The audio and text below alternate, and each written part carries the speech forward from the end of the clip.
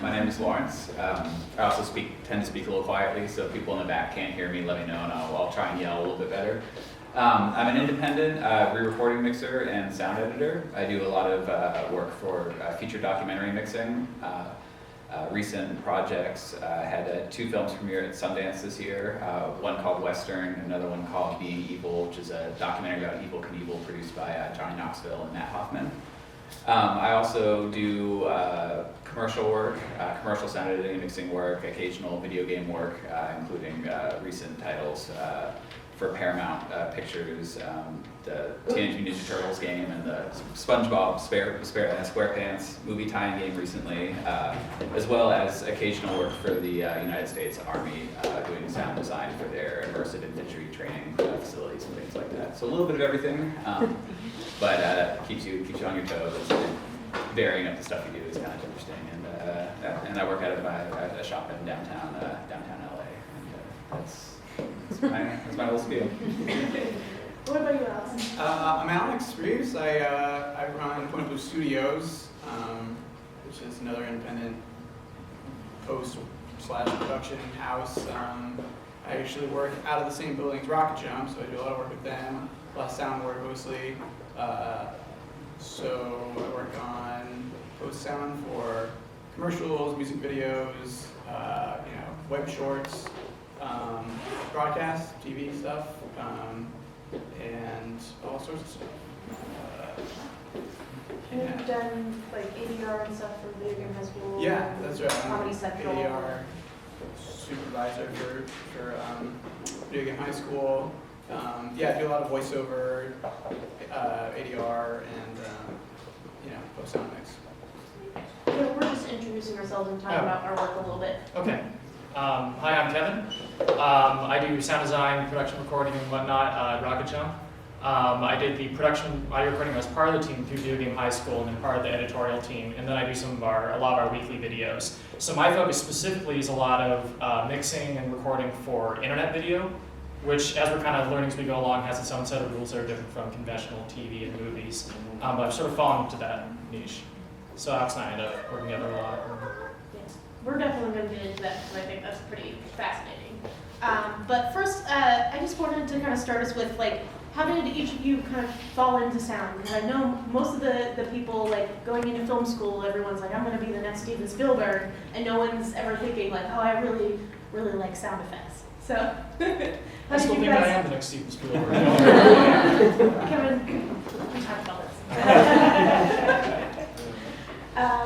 We can come back down. So, Kevin, if you want to share how you got started in sound. My background actually when I was a little kid, I liked watching movies and stuff, but I was into illustration. And then personally, I got kind of frustrated with that because I didn't want to really go into fine arts as a student. But I liked movies more than drawing in a way because movies have sound and they have motion. You can do more with that. I thought that was more interesting. So I started doing my own terrible little short films where I would do everything by myself, aside from act usually. And then out of that, I thought the sound was a really cool component. So when I got into film school, that was something where we honestly just didn't have enough people, and it was something I legitimately enjoyed. So I ended up kind of just filling that gap. But I feel like film is one of those places where if you have more than one interest, that really does pay off. If you have an interest in understanding the camera and performance, that helps you as a sound editor, because you're all trying to tell a story together. So I feel like no matter where you end up, if you're not quite sure what you want to do in film yet, just start trying different things, and your broader interest will be really useful no matter what. Yeah.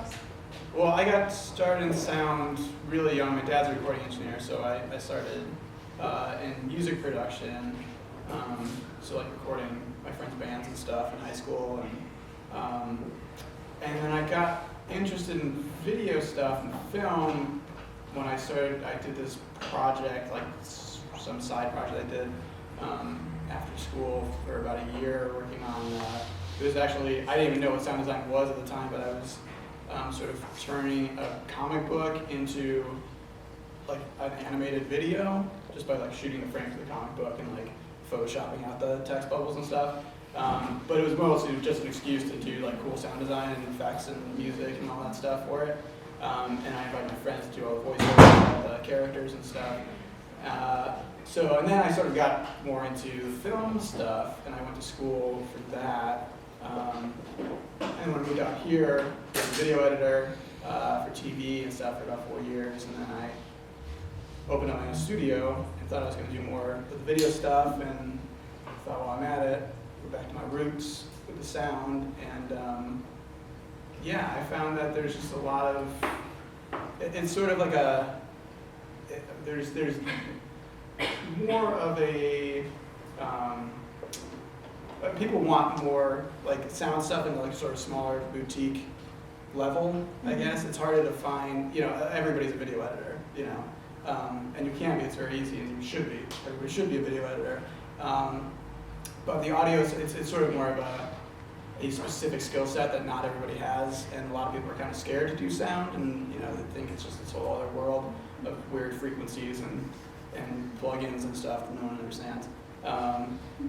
So then my business sort of shifted a little more towards doing the audio stuff and sound picture. What about you? And for me, I always loved movies as far back as I can remember, and I knew I always wanted to work in movies. I just didn't really know what that really meant or what that entailed. And I went to film school at USC and just tried to do as much of everything as I could just to try and learn. I PA'd a lot on set. I became a boom operator because one day the regular boom guy didn't show up, and they said, "You're the tallest person here, or hold the microphone." And I tried a lot of everything, and I quickly learned that I gravitated more towards post-production than production. I really liked being in an editing room and being in front of a computer and being able to puzzle solve and things like that. And so I really thought I was going to be a video editor. I really, really enjoyed video editing, and that's where I kind of started to get into. And then I started to realize all the things I loved about video editing, I loved even more about sound editing, because there was so much more freedom of manipulation, so much more freedom of creativity and all the different things that you can do. And I started to really kind of fall in love with that. And I think I was one of maybe the few that seemed to wanted to go into sound specifically, because then all of a sudden people started asking me more and more to do sound for their student films as well as mine. So I kind of started to grow from that. And then after college, I bounced back and forth between the video game industry and the film industry, and then finally went freelance for myself in about 2008, and have been working for myself as an independent ever since. Sweet.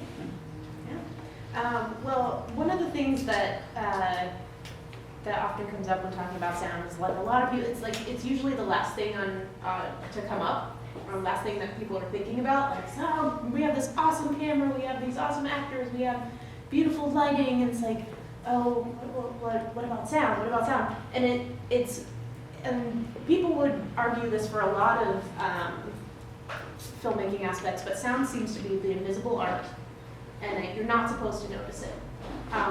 And what question I would do is, what kind of prep and movies do you watch, and what kind of research do you do to kind of, learn about sound in movies? Like, how would you watch a movie? How do you know when sound is how does sound affect story? I think is what I'm trying to ask. And like, what are some of your favorite films that might demonstrate that? Start? Wanna go? Sure. Well, big question. Yeah. So we'll kind of kick it back and forth. Like I grew up watching, I loved like Star Wars and Jurassic Park, and those are movies that, they're a lot of fun, but they involve like every technical craft in film. Like if you wanna see a good performance, there's other ways to see that. But if you wanna see like dinosaurs killing people or people with laser swords, that's where you go. So I think those movies, if you enjoy that kind of movie, then you really do understand what sound does. Because so much of what defines those two movies in particular is from the sound. Like, you know what like a TIE fighter sounds like, what the T-Rex sounds like. I think from that, if you start your own projects, if you start trying to work sound in, then you become more interested in the technical craft. But I think if you just enjoy it as an audience member and realize, oh, someone had to invent that, that dragon doesn't make that sound or whatever. That's the easiest way for me, I'd say, to kind of start looking at it. And after a while, you can get into like the technicalities about how they record that or whatever. And I do agree with what you said that, you know, it's like with anything with filmmaking, if it's really, really effective, you don't notice it as an audience member. The most effective films are the ones that captivate you with their story, and you're so enthralled with the story that you don't notice any of the bits of the filmmaking that go into it. So any movie where I don't notice the sound, where I just love the movie and then it finishes and it's like, oh wow, I didn't pay attention to any of the filmmaking in that, like, that's when you know that a film has really, really grabbed you. And I do think that's one of the powerful aspects of sound as a storytelling tool, is that because it's invisible, you could really manipulate the emotions of the audience members without them being aware of it. Music is a little bit more overt. You know, if you want someone to feel sad, you can play a sad song, or you know, something that's got these sad chord structures, and then you know they'll feel emotionally sad, but they also know that they're being manipulated. They know that, oh, this is a sad song playing, making me feel sad. But you can use that same sort of power with the atmospheres, the environment around, the structured sound effects, how you build the world to sound. And in that way, the audiences don't notice that. They just hear it kind of as part of this world. And you can make people feel different things and make them feel the way you want the story should make them feel, but without them realizing that they're being manipulated. And that's a very powerful sort of tool to have at your disposal if you think about it that way.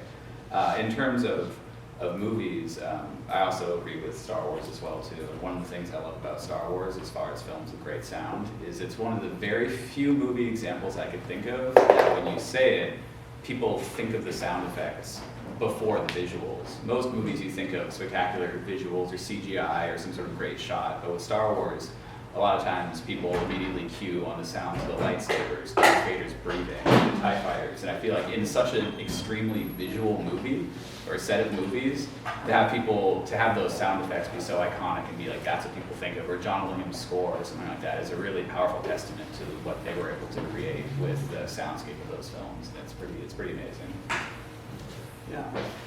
Yeah, I mean, I think there's two, probably more than two types, but there's at least two types of movie where sound comes into play. I mean, I think the big action stuff, obviously, is where the sound is really used to enhance the visuals and bring you that much deeper into the experience of it.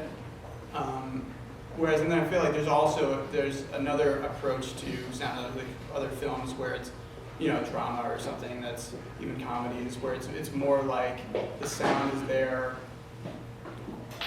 It's supposed to be in the background so that you just sort of right there, you know, I guess you're also experiencing it, but in a different way. I mean, it's like with action films or where stuff is, I mean, when you see something on the screen exploding, you want to feel that in addition to just seeing it.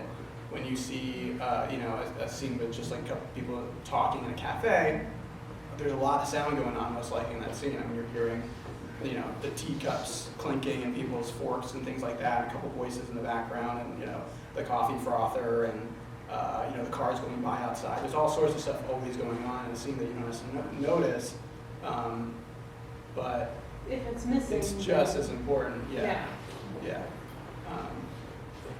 So yeah, I mean, as far as like specific movies, I don't know, I'm bad at that stuff. I don't know. I mean, yeah, obviously Star Wars. Obviously, I mean, Star Wars is like the movie for. I mean, you know, Ben Burtt, sound designer on that. He's the one who created. I mean, all sorts of stuff. There's like a wealth of information if you really want to get into sound design.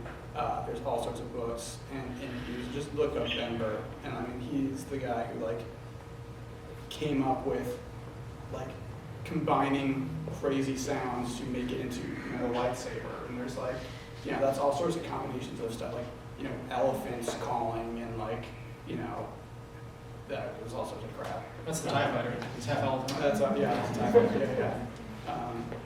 Yeah, all sorts of stuff like that. It's really cool. Yeah, Ben Burtt, that's B-U-R-T-T, I believe. If you look him up, there's some really cool like vintage stuff from like the 70s where he's doing the stalling Millennium Falcon engine sound, and it's like there's like a boat motor and like propellers and like all this weird like crazy stuff, and then you can hear pieces of the Millennium Falcon and it comes together and it sounds amazing. And Gary Rydstrom as well too. So he was Ben Burtt's protege, and and Yeah. any interview I think I've ever read of his, or any bit of advice or anything he's ever kind of said or written, has also been just spectacular. Like he's just really, and he's Gary Rydstrom, who did Jurassic Park and Saving Private Ryan and Terminator 2 and a bunch of these other just incredibly amazing soundscape movies. Since this is film school and we're talking about movies and stuff, I want to get a little bit into the relationship between sound and the director and the rest of production. When do you guys start on a project? And this can be unique to each of you and what you do. If you're purely post or if you're doing production sound. When do you guys start on a project, and what kind of creative relationship do you have with the director and other departments? I mean, sometimes it varies. Usually with repeat directors, I've worked with a bunch, and my favorite people to work with will involve me really, really early, even though I'm primarily doing all the post stuff, which comes at the very, very end of the process. A lot of times I'll get approached, whether it's for fiction films at the script stage, where I get to read the script before they start shooting, so I can have input on terms of what kind of story decisions that might affect sound really, really early. For documentaries, oftentimes I'll see really early footage from this being filmed, or sometimes I get brought in when they're in the treatment phase or the grant writing phase, and I love being brought in as early as possible, because not only does that allow you to sometimes affect how the director thinks about sound while everything's being shot, as opposed to thinking about it well after the fact and you can't do anything about it. It also gives me a lot more time to kind of let things kind of soak up in my brain and percolate. And a lot of times I won't have these like amazing ideas like right off the bat, but if someone tells me about a movie idea and then I have 3 to 6 months to think about it, like a lot of that time, just over the course of life, you have certain things that are like, oh, that could be a really good idea to maybe try this or something, and you kind of store those away in the back of your brain so that by the time, it might be now day one that I'm actually officially working, but I've had all this time to let these ideas sort of soak up in my mind, and it gives you this wealth of ideas to draw from that you can kind of start experimenting with from the get-go. So I think being brought in as early as possible is advantageous to all different sides of it. And then there's other traditionally the work doesn't begin until picture lock, when you actually finish your edit, and then you can kind of start to begin the post-sound stuff. But those discussions and the sort of, again, sound as a storytelling tool discussions can happen, well early before then. Yeah. And picture lock, for those who don't know, is when the edit for everything visual and story beats is locked, meaning you can't go back and make changes and make your sound designer and mixers have to redo an entire sequence that they've already done. In reality, though, that often happens. It happens, but we try not to do that. Yeah. What There's about you guys? theoretically a system for that, but it changes so much from project to project, and even on some projects I do production sound also, so I'll be on set recording the sound and then I'll come bring it back and do all the posts on it too. I like doing that, because you sort of know, there's quality control already right there. I know the sound's going to sound good if I'm the one recording it. It's a totally different beast when you come, when you're working on a project that somebody else has recorded and maybe not recorded as well, and there's a lot of, stuff you have to work into the workflow of like cleaning up that audio before you can really, move on to the fun stuff. In that case, I try to, pitch myself when I'm working with directors, say, like, it might be to your advantage to use me for both, the production and the post-production process, because it might just streamline things. If I'm just working on the post-production side of stuff, usually when the projects I work on, the director comes to me, it's all done, and they say we need a sound guy, and we're thinking about doing this specific thing with it. Can we just do that? It's not so much. I wish I had the luxury of starting in pre-production and saying like, this is the soundscape that this kind of project might want to have, and then during that time you can be sort of working at finding kind of the types of sounds that you want to be using, or it depends. If you're working with a good director, they understand how important sound is, because it really, I mean, it just is very, very important, and a lot of people don't, you know, it's not like a personal thing, like it's not necessarily like that some directors like don't respect the sound guy, but it's just an afterthought, you know. It's like, what, we need a camera, we need some actors, we need to get out and like shoot this thing and get it shot, but that's, you know, sort of can be sort of short-sighted, because you also need to make sure that the sound is right there next to the camera, you know. Yeah, when you're putting the fate of half your movie in the hands of like 2 or 3 sound guys and they've not seen the script, they don't know what's going on, that's really dumb. Don't do it. Yeah. Yeah, it's, I mean, sorry, I mean, it's also, like, when you're on set too, it's important that, you know, you are able to get the sound that you need to get. You know, that's the other thing. It's not just that sometimes the director doesn't think about how important sound is. It's also that sometimes, you know, the sound guy will get sort of strong-armed out of, you know, a shot. And, you know, sometimes they'll say, you know, this is not a priority right now to get the sound, we'll worry about that later. And it can be a struggle to sort of like make it clear that we don't want, you trust me, you don't want to worry about this later. You want to take care of this now, just like you're taking care of everything else. Getting good production sound on set is really of paramount importance. Like, you really want to get, if your film that you're making is dialogue based or has dialogue in it, you really need to make sure that dialogue is captured really, really clearly. Otherwise, you know, they say audiences are far more forgiving of poor picture than poor audio, and if people can't understand the dialogue in your film, or it sounds far away, or it sounds like a home movie, like, it will pull people out of it. And there is, you know, the saying that it's garbage in, garbage out. You know, your chain is only as strong as its weakest link, and if you start with really, really poor production dialogue recording, you know, we have tremendous tools in post that we can do lots and lots of noise reduction, we can do lots of things, but I still always tell my clients, like, I can make bad sound better, but I can never make bad sound good. And so being able to start with, even if you have nothing else, being able to start with really nice sounding and pristine dialogue, you can build the rest of the soundscape in post, you can do everything like that, but you really need to have, getting really good, clean production dialogue is really, really important if your film has dialogue in it, or something, you know, that if the speech is the main story conveyor in the film. Yeah, if you have more experience with like camera, it's the same as really under or overexposing an image and you just don't have any information in there. You can bring back a little bit of the image, but like, you know, if it's completely blown out, you'll never get the picture to really be there. Same with audio. If your audio runs bad, it's just, you are kind of stuck to a point. And you do have ADR as an option, but that's, you know, that should be the break glass in case of emergency. That shouldn't be the go-to, because everyone always underestimates how difficult ADR actually is. It's really hard for actors to try and capture their emotional state and their performance that they were on the set while lip syncing to the exact timing months later in, you know, a different studio altogether. And then it's really hard for actors to do. It's hard to mix in. It's a difficult thing where it does exist, you know, and sometimes you do have to use it, and it can be a good tool, but it really should be break glass in case of emergency, because it's very difficult and unpleasant for basically all parties involved.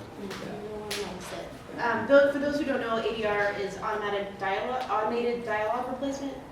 Yeah. Or additional dialogue recording. Yeah, there's nothing automated about it. No, there's a bunch of people drinking coffee, pressing buttons, by hand. Yeah. And it's basically actors rereading lines that got garbled inside a studio months and months after their original performance, and sometimes they can never quite. Some actors are gifted at that, some are not. It's a skill. You'll notice it in movies sometimes, like you'll have a really odd sounding line that just, it's like, where did they say, like, what? It's just, it takes you immediately out of it. And sometimes, and sometimes you have to, like, if there's a green screen shot and there's wind fans and people like shooting flamethrowers, like, that's just very difficult to get clean production dialogue. You know, so sometimes you just know going into it that's what's going to happen. But it's frustrating sometimes when, again, like, you're on a set and a director says, "Well, we don't have time to worry about getting good audio. We'll just do the scene, you know, in ADR and post." And it's just the amount of time and money and effort spent doing it that way is so much greater and more expensive than the effort it would be just to spend 5 more minutes trying to figure out how to solve the noise problem on the set, or just be aware of like, maybe we should turn the air conditioner off, or like move the generator a little further away, or something like that. Yeah. That's the proper way to do it. I think also people underestimate how, I mean, I know we've already been over this, but just how bad audio can make a really otherwise amazing movie. I mean, there's all sorts of, especially you see, I mean, short films are probably the worst culprits of this, because, I mean, I get it, there's just not usually a lot of time, there's no money, and, you know, and there's just, people aren't really taught, you know, like to emphasize that sound is just as important. But I mean, you can have a beautifully shot film. I mean, I'm working on a feature right now, and it's a very low budget feature, but it's, you know, it otherwise, there's one scene in particular is all on the train, on the subway, and it's one long shot, and it's this like homeless veteran talking, and he's kind of mumbling, but it is really hard to clean that audio up. It's very messy sounding audio, and it's a beautiful shot. It's a really nicely composed shot. The acting's amazing. This like actual like veteran actor is doing this amazing performance, and it just sounds like this muffled, garbled mess. And there's really nothing you can do to say. I mean, like we did a lot of cleanup on it. I spent like a week trying to clean that up, and we talked about doing ADR for it, but just the idea of having to have someone come in and do a like 2-minute long of dialogue, syncing their voice up to the picture, getting the same emotional performance, and while timing it, and then on top of that, trying to make it sound like he's on a train. There's so many more aspects than anyone wants to deal with. So, you know, maybe get a lav or something, get a lavalier, like a little clip-on mic, and put it on. You know, there's all sorts of different ways that if you know, like Lawrence was saying, if you take just an extra second to think about like, how do we capture this better, you will save yourselves a lot of headache. You might. Yeah, and that kind of leads into, and this, we might have just covered this, but we have a lot of aspiring directors, and this is what I ask every panel. What can a director do and learn to work better with their sound department, in your opinion? Like, what advice would you have to aspiring directors who want to treat their sound department well? During production, while you're shooting your movie, if you're ever doing a dramatic scene, if you're ever doing a scene where you don't want to have to call your actors back to ADR, listen to what the sound person's saying. In a lot of even really good movies, you'll notice the scene with the worst audio is usually like when some character has this big emotional moment and they just, you know, it's probably the right choice that they did in ADR it, but I can say even within video game high school, there's a couple scenes that we attempted to ADR and decided the original performance was so much better.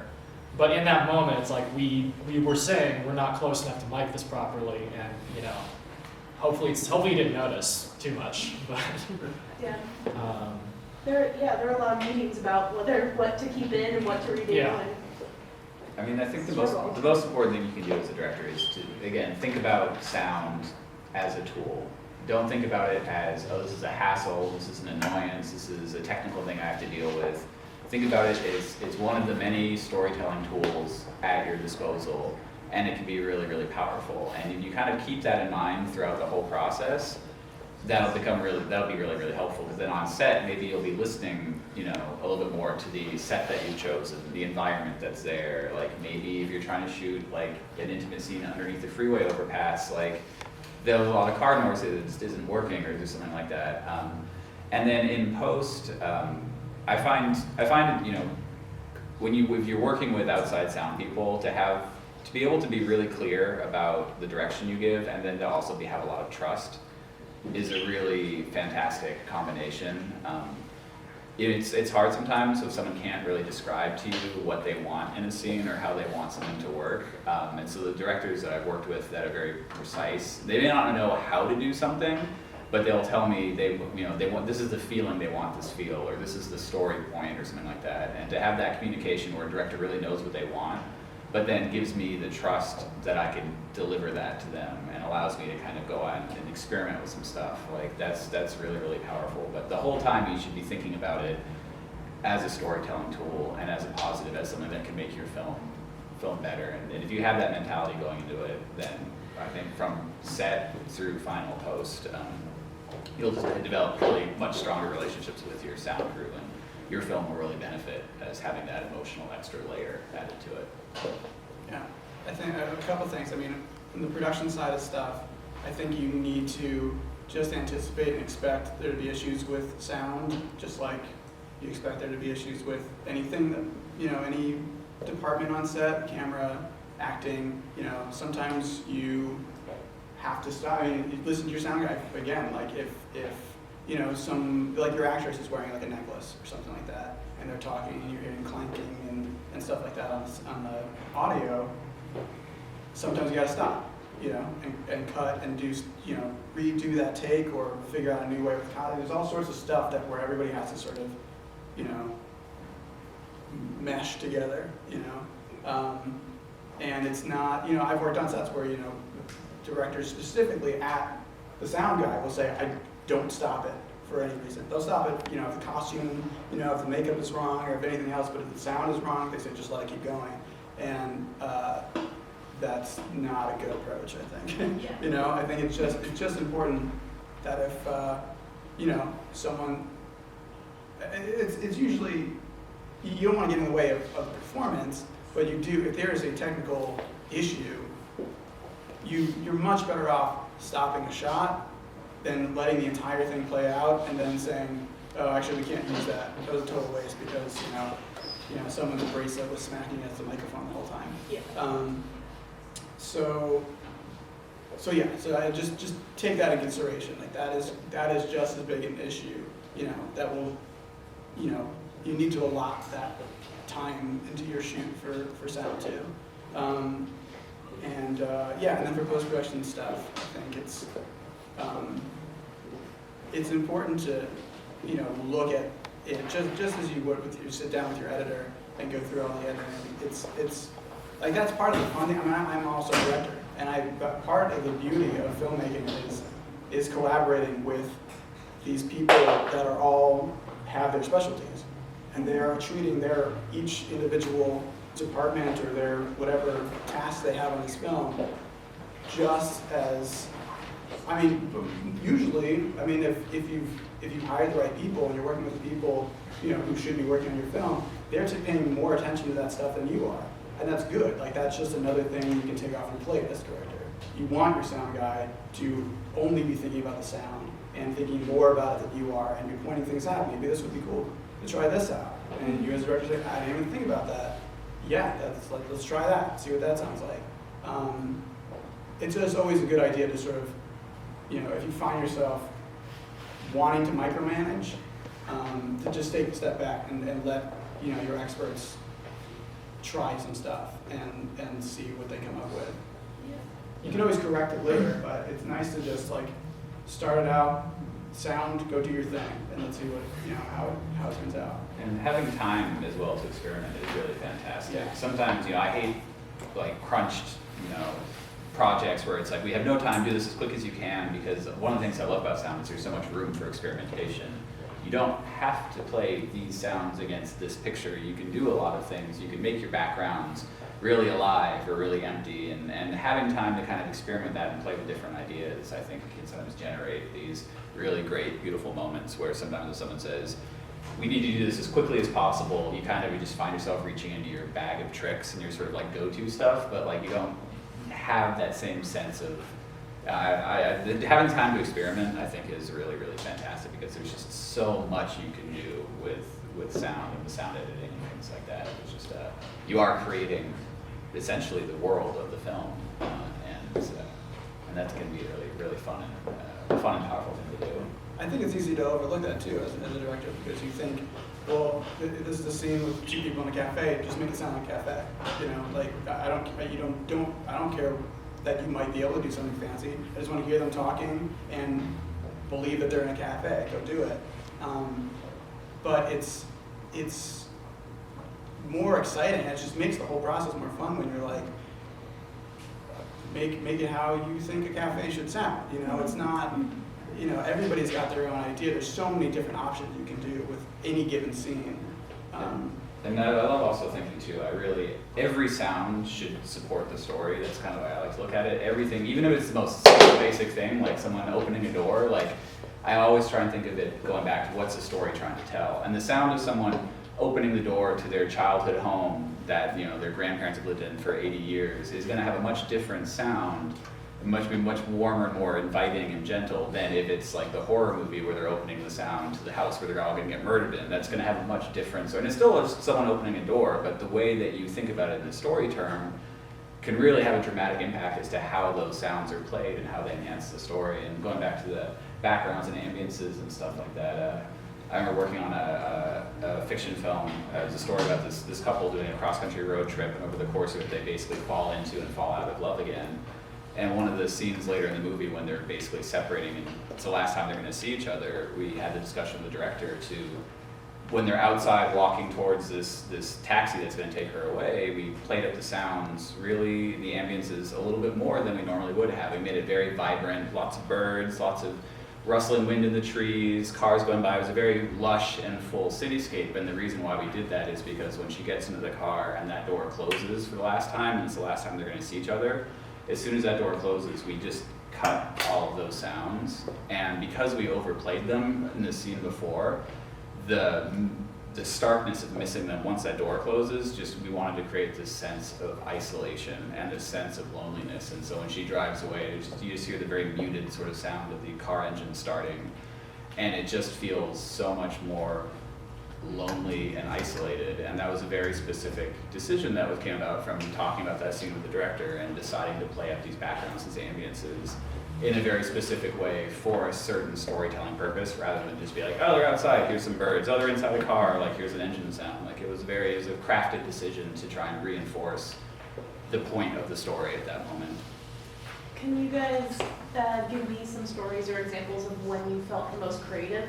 Like, sound is very technical and there's a lot of stuff to go into it, but like there's such a huge creative component that people don't even think about. So when have you felt the most creative on a short or working on your own projects or something that you really enjoyed? Yeah, well, I think a good example that hopefully a lot of people are familiar with is the weapons in Video Game High School. Because it's not a super realistic military movie. So I independently on my own, before I sent in drafts to like Freddie and Matt for approval, I decided that every hero weapon should have a non-weapon sort of emotive voice to it. So every hero gun has a different sound mix in it that has nothing to do with firearms that I thought somehow represented their characters. Like I like, for Brian D, the protagonist, he's kind of the underdog. And it's a video game themed show, so I was looking around at old school video game sound effects to try to find like something I could use for inspiration. And if any of you have played Super Metroid, it's Samus's default beam shot that's mixed into all of his guns, because it has this really rounded melodic quality to it, but it also sounds kind of wimpy. So that's mixed into all of his pistols. And then like the Law has this really heavy like Freezador slam, because like I like seeing his gun and just making it sound heavier than it really is. Jenny Matrix, being the cooler character, has a jet fighter in her gun. And what was funny is that I ended up working out because before I sent the drafts to Freddie, he was like, hey, can you put a jet in Jenny's gun? Like, yeah, we did that.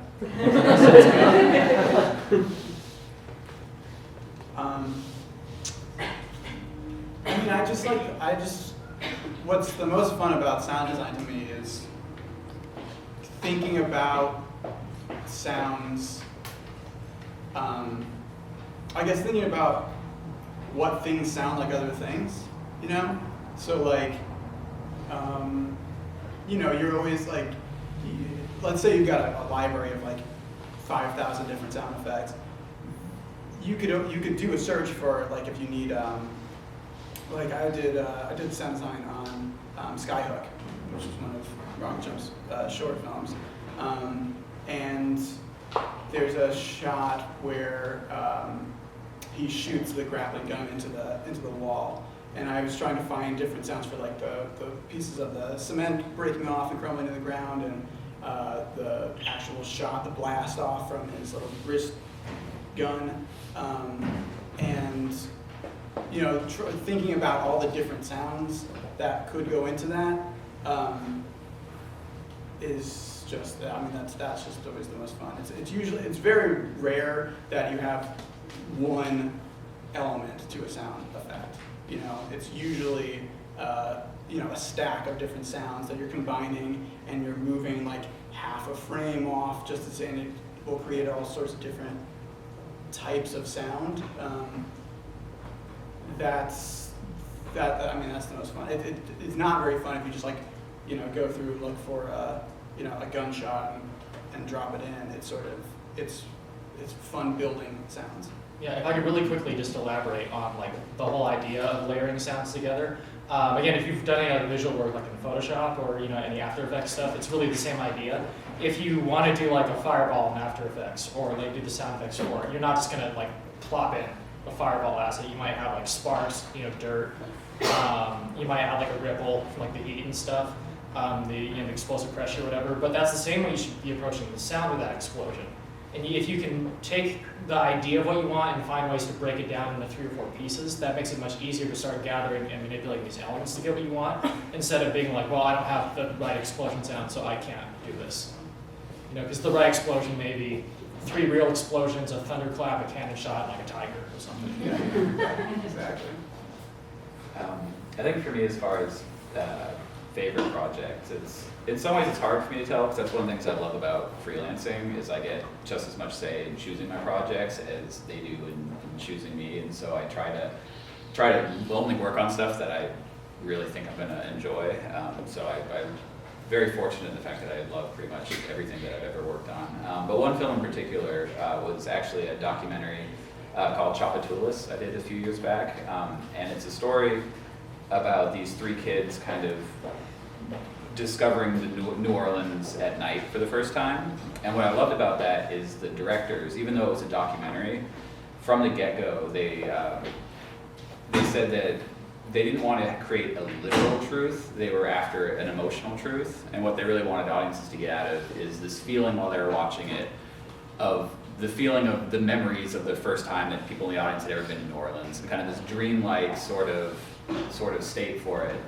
And they gave me a lot of trust in being able to really create and craft a soundtrack. And on top of that, they also flew me down there for, I think it was 10 days of sound recording, where we got to just go all over the city to as many places as we could think of and record basically as much things as we had the holophone, which is a surround microphone, and we recorded as much of the city as we could. So I came back with basically this custom New Orleans sound library, and we were able to use all these real sounds of New Orleans, but structure them in a completely constructed sort of way to kind of capture this swirl of the crowds or the sound of the music as it like floats through, and all these the railroad tracks and all these things. And the directors gave me a lot of trust and freedom to again kind of layer and build this sort of world that, you know, again, even though it was a constructed soundscape, it was constructed from the actual sounds in New Orleans, and we were after this kind of emotional truth of like what people remember from the first time ever visiting that place, and the sounds and the swirl of all that. And that was a really special project for me, and I love how the sound design kind of turned out on that. Also, I was going to add one other thing. Just the idea of recording your own sounds is probably the most fun about sound design and sound mixing. I mean, just like actually going out with your microphone and finding the stuff that you want things to sound like, and then recording it, and then bringing it back and manipulating it however you want, is a lot more fun than just going through a bunch of stock sounds and slapping them on your timeline. And then you'll have something that's original too. Like, Yeah, you know that no one else, no other Exactly. YouTube video is going to have that. Oh, you always hear the same door sound, the same gun sounds, but you'll know that what you have is original to own to your project, and that's also a great feeling to have a very custom, unique, original soundscape. Yep. And it's just fun to record stuff too. Yeah. It's really fun. You can find some interesting things hidden in your own room. All right, I think we have time to open up to a Q&A if you guys have any questions. Hey, Maddie. Yeah. How do you get good sound when you have 0 budget, like nothing, you can't afford a boom or a sound guy? How do you still get at least good quality sound? It doesn't have to be great, just good. I mean, I think with production sound, there is a sort of minimum investment. Like, you don't need to have the greatest of microphones, but you do need to have usually something other than just a camera microphone. Right. And, you know, having, even if it's, you know, a sort of cheaper boom microphone or something to be placed closer, just off frame from the actors, will pick up sound much closer than something that's just strapped to a camera far away. A lavalier, you know, even if it's a you know, a lower budget one, will still be able to put that underneath someone's clothes. Will be able to give you, you know, a sort of secondary sound source. And so I do feel, you know, there is a minimum investment. There will be some sort of money spent in that way, but the results are usually worth it. And there's also places too you could rent. You know, a lot of people always think they have to buy everything. There's a lot of places where it's really, really cheap to rent pretty decently or really, really good quality sound equipment for 2 days for an absolute fraction of the price it would be to even buy something that's really, really cheap. And that can go a long way too. But really it's just, even, you know, I mean, the most basic way of recording sound is to try and get your microphone as close to the sound source as possible with as little background noise around it as possible. Whatever you're using as a microphone, that general theory still kind of stays true to that. And so, you know, even if you just have very basic gear, being able to get it as close to whatever the sound sources you're recording just off camera will help a lot. Otherwise, yeah, you get that home video sort of echoey sort of sound. Yeah, something we're starting to experiment with, Rode microphones, RODE has released a lavalier that records straight to a smartphone, and we're actually, RocketJump, we're goofing around this right now and finding out what the limits are, but they seem to work. Like, you turn them on and, you know, you get basic functionality at least, so that's definitely a new Phone in option. your pocket, what is it Yeah. called? I think it's called the Rode Smart Smart Lock, LAV. Rode microphones, they're sponsoring RocketJump Film School, and so we're getting to try some of their equipment, and so far we're having a pretty good time figuring this stuff out. We connected actually, on the last shoot we did last weekend, we had the smart lock in my phone, and I just kept it in my pocket, so I didn't have to clip anything to me, and me and Freddie were locked the whole time, and we just sent the sound files from our phone to Kevin, or to our server, which we'll get to Kevin. And then is it the Rode, the NT3 that's their kind of their NTG. their NTG3, Yeah, yeah, NTG 's that's kind of their 416 sort of They're mid to high sound end. like. Yeah. And again, it's a great, the sound tests I've heard, it's really indistinguishable from a 416 for Yeah. half of the price. It's a really solid microphone. I'm not sponsored. Point of Blue Studios has no affiliation with Rode, and I have all of my production sound stuff is Rode. I mean, they for the quality and I mean, you're looking at, if you wanted to get like the industry standard type equipment that's used on most big film sets, I mean, you're spending thousands of dollars just on the microphone, let alone the gear, the recorder, the cables, you know, the headphones. It's just, for the most of the time, I mean, and most of the stuff I do, I don't need any of that.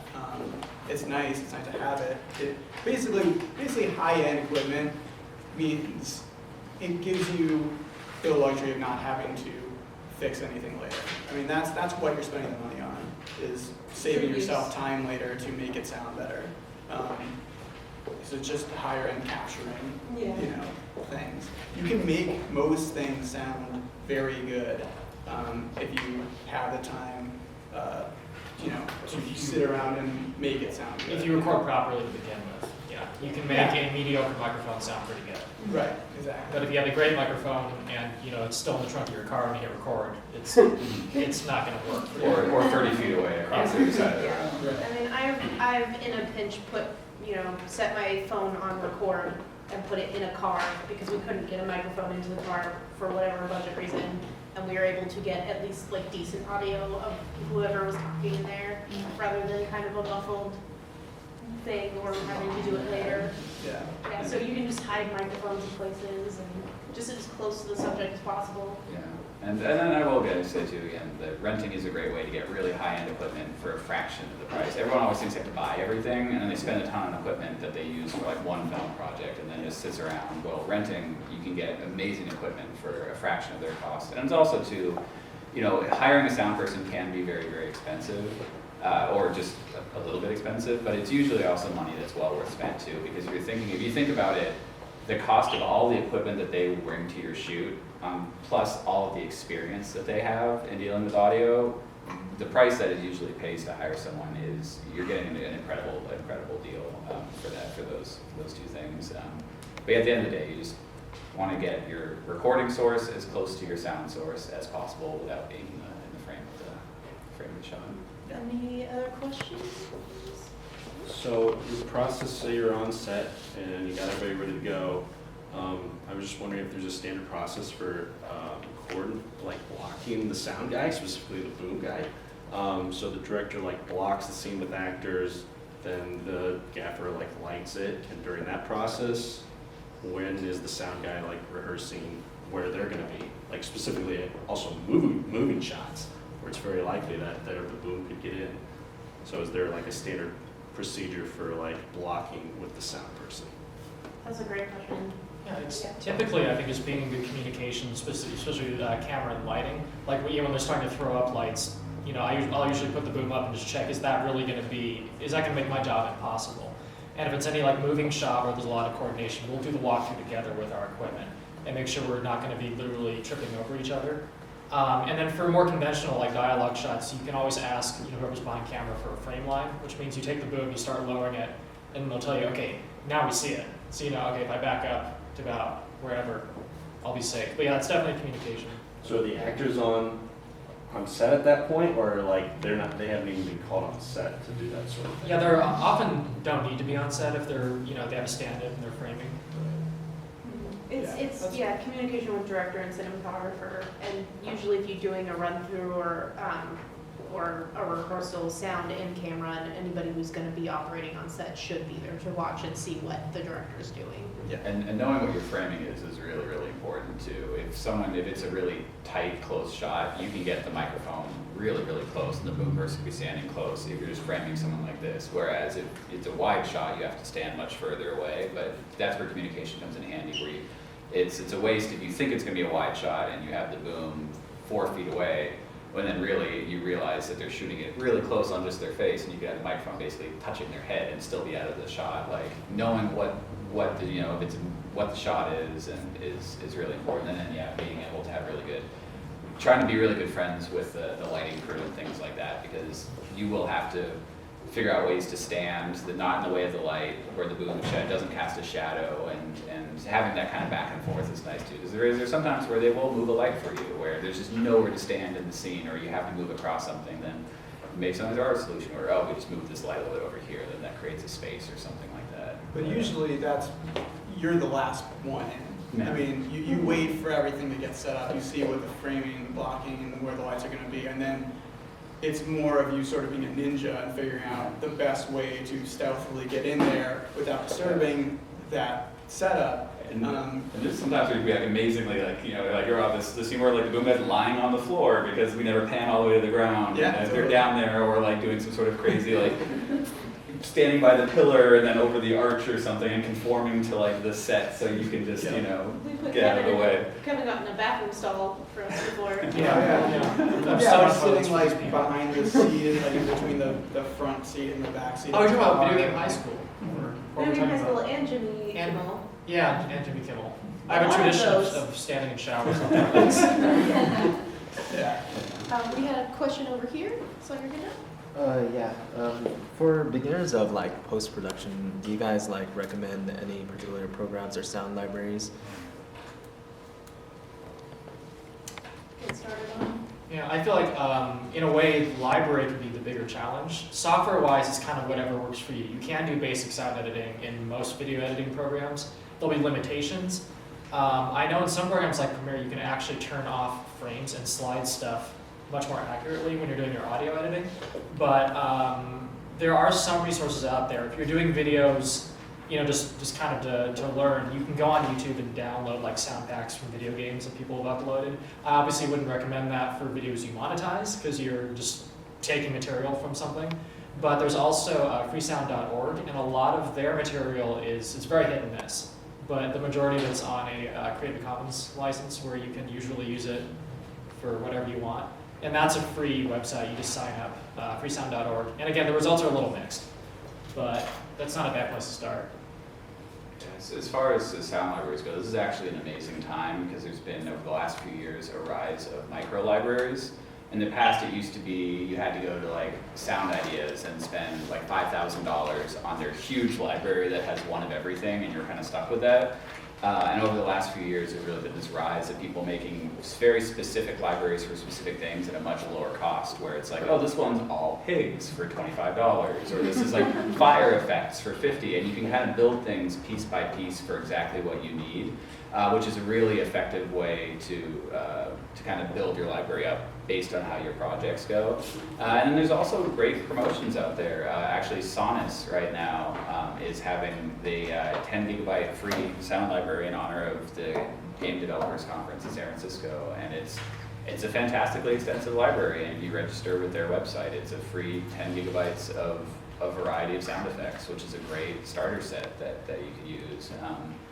And so I'm a huge fan of, basically every movie I work on, I will do a search and try and find these micro libraries to kind of start building, and they're just fun. It's like, oh, LA underground sounds, or rodeo, or ice skates, and it's just ice skates, which is great. I don't need everything else. I just need ice skates, and to be able to spend a small amount of money to do that, it allows you to kind of piece by piece incrementally build your library. And then if you bolster that with recording your own stuff too, that's fantastic. As far as software goes, I do think, whatever your video editing programs are is a great way to start. Every video editing program these days has sound capabilities, and you can do pretty great things. I first learned to video edit on Final Cut Pro, and that's what I used for my first sound design stuff. As far as a kind of bigger, more professional things, I know in Los Angeles, Pro Tools is kind of the de facto program as far as sound post-production goes. That's kind of the one where, if you work for the most part in the Hollywood sort of system, Pro Tools will be your system of choice. And so if you do want to pursue a career as a sound editor or mixer, that's the one that I would recommend to learn in.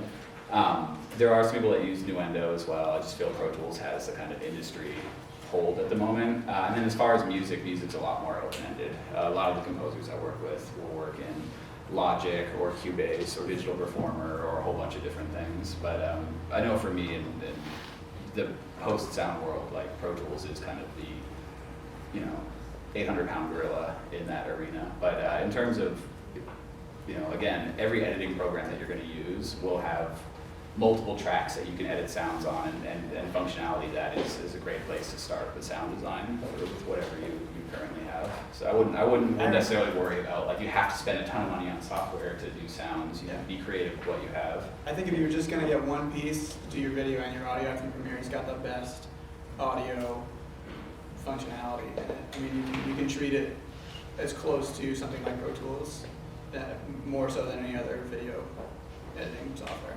Yeah, and if you're on the larger license, you can get Audition as well for not a whole lot more. And Audition is their dedicated sound program.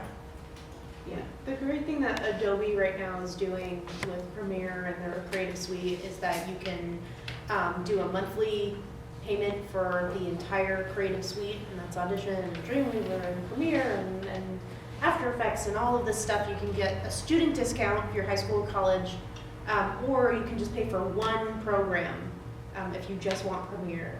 And instead of spending like thousands of dollars on like one thing, you can basically rent a license for month to month. And you can cancel it once you finish your project. Yeah, you can cancel when you finish your project and open it back up again when you need it. And Avid's been starting to move that direction too, that Creative Cloud direction with their Media Composer and their Pro Tools software, in terms of like that monthly rental cost as opposed to having to buy the whole thing outright. But with Avid, their communication is very not that great, so no one can really quite figure out if it's actually a good deal or a terrible thing at this point. Pro Tools free now, I think it's what they're it's called. launching You can that as actually well. just get. It's like baby's first Pro Tools. Yeah, it's really free Pro Tools, and that's a really good way to learn the tool. There's issues with Pro Tools free and not being compatible with the paid versions. Whatever you make in Pro Tools free, at this point, you can't just cross it over into the which is, I think, a huge mistake in my part, but maybe they'll fix that. But still, it's a free version of Pro Tools that has a lot of the functionality that allows you to learn. One thing you should know, Pro Tools, be wary of Pro Tools. Everybody uses Pro Tools because they kind of have to.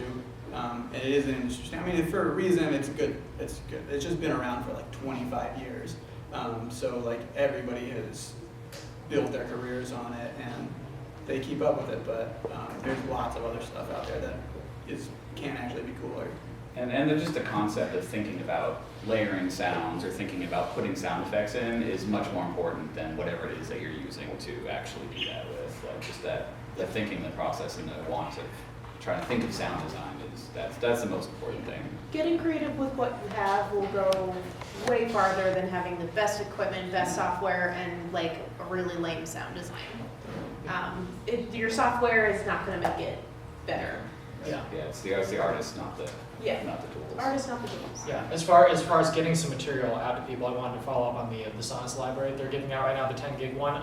Their website is getting kind of overloaded, but if you tweet them, which is at SONNISSDOTCOM, sonus.com, they will they'll friend you and direct message you back a direct download link. But again, that's 10 gigs of free raw material. And Sonus is a great. I'll tweet this out.